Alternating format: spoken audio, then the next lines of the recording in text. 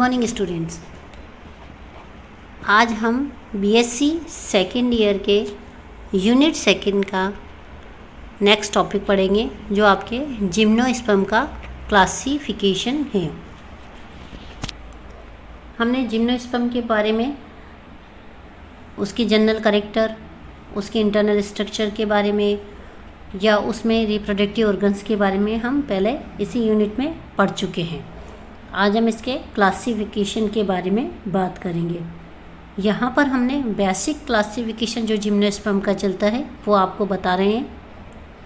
जो आपके important classification होते हैं वो आपको इसमें यहाँ पर हम बता रहे हैं। तो सबसे पहले हम जो क्लासिफिकेशन है वो देखते हैं ओसवाल्ड टिप्पो का क्लासिफिकेशन। ओसवाल्ड टिप्पो ने जब क्लासिफिकेशन दिया था तो उन्होंने दो वर्ग में रखा था, थैलोफाइटा और एम्ब्रियोफाइटा। थैलोफाइटा ग्रुप जिसमें आप एल्गी को पढ़ते हो उसको थैलोफाइटा ग्रुप में रखा गया। यहाँ पर दूसरा जो ग्रुप है एम्ब्रियोफाइटा, इस ग्रुप को वापस से दो में डिवाइड किया गया, ब्रायोफाइटा और ट्रैकियोफाइटा। तो देखिए ब्रायोफाइटा जो आप पहले भी पढ़ चुके हैं, जो कि आपके एल्गी के जस्ट बाद में आता है ब्रायोफाइटा ग्रुप। ट्रैकियोफाइटा को इसने फिर चार में बांटा है, साइलोप्सीडा, लाइकोप्सीडा, स्पिनोप्सीडा, टेरोप्सीडा। वापस से इसको चार कैटेगरीज में बांटा गया। इस चार कैटेगरी में टेरोप्सीडा को इसने वापस से तीन में बांटा, फिलीसेनी, जिम्नोस्पर्म और एंजियोस्पर्म।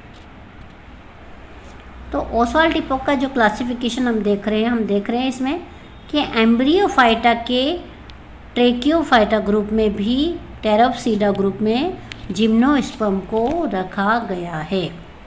यहाँ पर जाकर जिम्नोस्पर्म को स्थान दिया गया। क्लासिफिकेशन सबका अपना अपना एक तरीका होता है क्लासिफिकेशन का। एक बेस लेकर क्लासिफिकेशन को बनाया जाता है कि किस बेस के आधार पर कोई उसके प्लांट की ग्रोथ के आधार पर बनाता है, कोई इंटरनल स्ट्रक्चर के आधार पर बनाता है, कोई सीड के आधार पर बनाता है, कोई रिप्रोडक्टिव ऑर्गन के आधार पर बनाता है। तो ये अपना अपना एक बेस का तरीका होता है।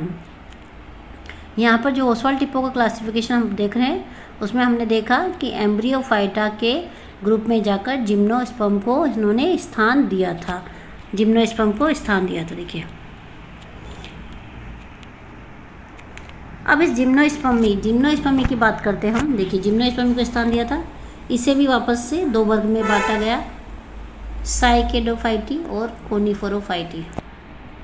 इसमें तीन ऑर्डर दिए गए, साइकेडोकिडिडेलीज, साइकेडेलीज, बेनिटाइटेलीज, इसमें चार दिए गए, कोडोइटेलीज, गिंगोएलीज, कोनिफरेलीज और नीटेलीज। इस तरह से ये जिम्नोस्पर्म का क्लासिफिकेशन इन्होंने कंप्लीट किया था। ओसवाल्ड टिप्पो का क्लासिफिकेशन एक इम्पोर्टेंट क्लासिफिकेशन होता है, तो इसको आप जब भी याद करें तो ध्यान से याद करें, ये बहुत इंपॉर्टेंट क्लासिफिकेशन होता है। नेक्स्ट देखिए हम काउल्टर और चैम्बलर का क्लासिफिकेशन। जिम्नोस्पर्म को इन्होंने 7 ऑर्डर में डिवाइड करा। साइकेडोफिलिकेलीज, बेनिटाइटेलीज, साइकेडेलीज, कार्डाइटेलीज, गिंगोएलीज, कोनिफरेलीज और नीटेलीज। तो आप जितने भी यहाँ पर ये देख रहे हैं गण, ज़्यादातर गण के मेंबर्स आपको आगे पढ़ने भी हैं। तो यहाँ पर आप इसको इतना अपना टाइम वेस्ट नहीं करेंगे। आगे जब आप पढ़ेंगे तो इसमें आपको आगे भी आसानी से याद हो जाएगा इसका। आगे देखिए इसमें चापमैन का क्लासिफिकेशन है। तो इन्होंने जब क्लासिफिकेशन दिया साइकेडोफाइटा, साइकेडोप्रोक्टेली, बेनिटाइटेलीज, इन्होंने जिम्नोस्पर्म को दो वर्ग में बांटा और उनके दो के वापस से चार क्लासिफिकेशन, चार ऑर्डर इन्होंने वापस से शो करे थे। इसके चार ऑर्डर शो करे थे। तो इस आधार पर चार ऑर्डर शो करने के आधार पर ये इन्होंने इस तरह से चापमैन का क्लासिफिकेशन दिया गया था। चापमैन के क्लासिफिकेशन के बाद रायजादा साहनी का क्लासिफिकेशन आता है, जो भी एक इम्पॉर्टेंट क्लासिफिकेशन है यहाँ पर। तो देखिए जिम्नोस्पर्म के इस क्लासिफिकेशन में उन्होंने 3 क्लासों में बांटा इसको, साइकेडोफाइटा, पेंटोजाइलेलीज और कोनिफोरोफाइटा। फिर इसमें टेरिडोस्पेर्निलीज, साइकेडोफाइटलीज और साइकेडेलेज। पेंटोजाइलेलीज, कोडिएटेलीज, गिंगोएलीज, कोनिफरेलीज और नीटेल्स। तो ये इन्होंने एक जिम्नोस्पर्म को राइजादा का क्लासिफिकेशन है। तो जिम्नोस्पर्म को इस तरह से इन्होंने दो बांटा और उनको आगे ऑर्डर में बांटा गया। नेक्स्ट जो आता है आपका स्पोर्नी का क्लासिफिकेशन आता है। स्पोर्नी ने भी जिम्नोस्पर्म को 3 वर्गों में बांटा, साइकेडोप्सिडा, कोनिफेरोप्सिडा, निटोप्सिडा। देखिए, आप तो एक वर्गीकरण याद करने का आपको एक तरीका बताते हैं कि जब आप इनके क्लास याद करते हैं तो ऑप्सिडा वर्ड इसमें जुड़ता है और लीज जो वर्ड होता है वो ऑर्डर का जुड़ा हुआ था। तो ये एक तरीका होता है याद करने का। तो आप इसमें बिजी नहीं होंगे। जब आप इसमें मेंबर पढ़ते हैं बहुत सारी चीज़ें अपने आप ही इसमें याद होती चली जाती हैं। तो देखिए, इन्होंने जो बांटा स्पोर्नी ने इसको, ये एक ऑर्डर 3 क्लासों में बांटा, साइकेडोप्सिडा, कोनिफेरोप्सिडा, निटोप्सिडा जो वर्ग था उसमें एक ही ऑर्डर रखा इन्होंने, नीटेलीज। और इसमें इन्होंने 4 रखे, कोडिएटेलीज, कोनिफरेलीज, टेक्सेलीज, गिंगोएलीज। इसमें भी इन्होंने 4 रखे, टेरिडोस्पर्मेलीज, बेनिटाइटेलीज, पेंटोजाइलेलीज, साइकेडेलीज। तो देखिए, इस तरह से इन्होंने 3 वर्ग में बांटकर उनको बाद में 4 ऑर्डर में डिवाइड किया। तो ये था स्पोर्नी का क्लासिफिकेशन। बियरनहॉर्स्ट का क्लासिफिकेशन, ये बहुत इंपॉर्टेंट क्लासिफिकेशन है यहाँ जिम्नोस्पर्म का। तो इसको ध्यान से याद करेंगे आप जब। देखिए, इन्होंने वापस से इनको 3 क्लासों में वही बांटा, 3 क्लासों में बांटा वही, साइकेडोप्सिडा, कोनिफेरोप्सिडा, निटोप्सिडा। इस बार देखिए आप, निटोप्सिडा में इन्होंने 3 को रखा है, 3 ऑर्डर रखे हैं, इफिड्रलीज, नीटेलीज और वेल्वेशियलीज। इधर इन्होंने 5 ऑर्डर रखे हैं इसमें, कोडियोटेलीज, प्रोटोटो, पाइजेलेलीज, गिंगोएलीज, कोनिफरेलीज और टैक्सेलीज। इधर देखिए, इधर टेरिडोस्पर्मेलीज, काइटोनियलीज, साइकेडियोडेलीज, साइकेडेलीज, पेंटोजाइलेलीज। और इसके अलावा आपका एक और है इसमें, ग्लाइसोप्टेरिडेलीज। तो इस तरह से इन्होंने जब साइकेडोप्सिडा को जो वर्ग था उसको 6 ऑर्डर में बांटा, बाकी जो थे उन्होंने उसमें 5 ऑर्डर में बांटा, इधर 3 ऑर्डर में बांटा। तो ये सबका अपना अपना एक क्लासिफिकेशन का तरीका होता है कि कितने ऑर्डर में इसको डिवाइड किया जाता है। बेंथम हुकर का क्लासिफिकेशन। बेंथम हुकर के क्लासिफिकेशन की जब बात करते हैं तो इन्होंने इस वर्ग को पूरे को ही स्पर्मेटोफाइटा वर्ग में बांटा, उसे स्पर्मेटोफाइटा में इसको माना, स्पर्मेटोफाइटा में इसको माना। फिर इसकी 3 क्लासें रखी, मोनोकोटिलिडन, जिम्नोस्पर्म और डाइकोटिलिडन। मोनोकोटिलिडन और डाइकोटिलिडन जो हम एंजियोस्पर्म में पढ़ते हैं उसको इसमें रखा और इसको वापस से 3 क्लासों में बांट दिया, साइकेडेसी, नीटेलीज, कोनिफरेलीज। बेंथम हुकर का क्लासिफिकेशन वैसे सबसे इम्पोर्टेंट क्लासिफिकेशन में आता है। जब हम एंजियोस्पर्म पढ़ते हैं तो वहाँ पर हम बेंथम हुकर की क्लासिफिकेशन से ही पूरा काम करते हैं। तो इनका क्लासिफिकेशन एक इम्पोर्टेंट में आता है, लेकिन यहाँ जिम्नोस्पर्म के रेफरेंस में ये इतना इम्पोर्टेंट नहीं होता है। उसके बाद आता है एंगलर का क्लासिफिकेशन। यहाँ पर ये बहुत इंपॉर्टेंट है, एंगलर का क्लासिफिकेशन। देखिए, एंगलर के क्लासिफिकेशन को कंप्लीट किया गया है यहाँ पर। सबसे पहले इन्होंने इसको बांटा डिवीज़न एम्ब्रियोफाइटा, जिसमें था सब डिवीज़न जिम्नोस्पर्म, और उसमें क्लास रखी साइकेडोफिलिकेलीज, साइकेडेलीज, बेनिटाइटेलीज, गिंगोएलीज, कोनिफरेलीज।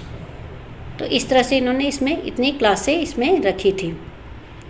इतनी क्लासें रखने के बाद इन्होंने, आप देखिए यहाँ पर इन्होंने जब बेंथम हुकर ने क्लासिफिकेशन किया था तो इन्होंने स्पर्मेटोफाइटा में इसको रखा था।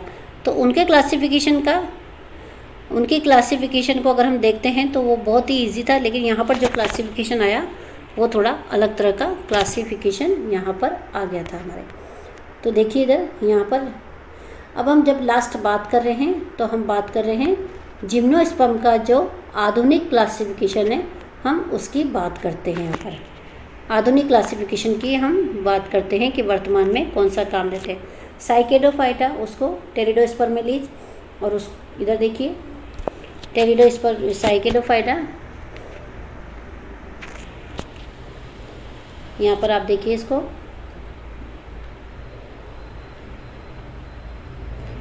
कोनिफेरोफाइटा। ये तो आपके इसमें सबसे पहले हम देखते हैं 3 इसके जो क्लासें हैं उसकी बात करते हैं। साइकेडोफाइटा, क्लेडोमाइडो, स्पर्मेटोफाइटा, कोनिफेरोफाइटा, ये तो इसका है।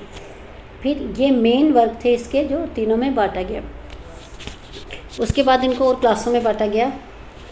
वो क्लासें थी, इसकी पहली क्लास थी जब हम पहले इसकी साइकेडोफाइटा की बात करते हैं। आपको यहाँ पर साइकेडोफाइटा के बारे में बात करने से देखते हैं हम कि इसको आगे किस तरह से बांटा गया था। ये देखिए इसमें